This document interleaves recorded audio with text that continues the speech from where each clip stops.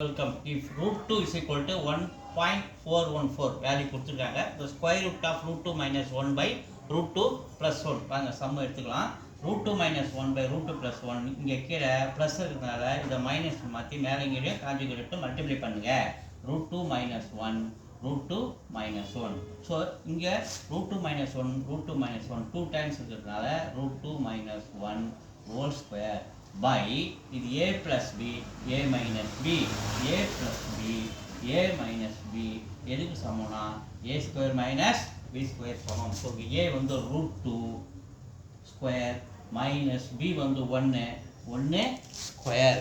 So அடுத்து நம்ம மேலே கிட்ட அப்படியே எழுதுறேன் root 2 minus 1 whole square by இது ஸ்கொயர் ரூட் கேன்சல் ஆச்சுன்னா 2 minus 1 square 1 2 minus 1 தான்.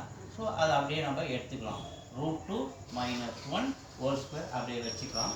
கவனிங்க ஸ்கொயர் ரூட் கேட்குறேன், கொஷினுக்கு ஸ்கொயர் ரூட் எடுக்கணும். So root 2 minus 1 by root 2 plus 1 question.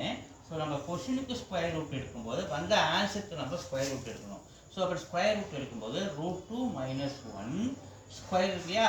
So நம்ம இதுக்கு ஸ்கொயர் ரூட் எடுக்கும்போது ரெண்டு பக்கமும் இது வந்து கேன்சல் ஆகிடுச்சு. நமக்கு என்ன நிற்கிது root 2 minus 1 நிற்கிது. ஸோ root 2க்கு என்ன வேல்யூ கொடுத்துக்கிறாங்க 1.414 minus 1. ஸோ ஒன்றுலேருந்து 414 நம்ம மைனஸ் பண்ணுவோம். இப்போ பாருங்கள் 1.414 ஒன்று நம்ம இதில் மைனஸ் பண்ணுறோம். 4 அப்படியே இறக்குறோம் 1 4 புள்ளி இது 0 1 0. அப்போ ஆன்சர் நமக்கு என்ன கிடைக்குது 0.414 இஸ் த ஆன்சர்.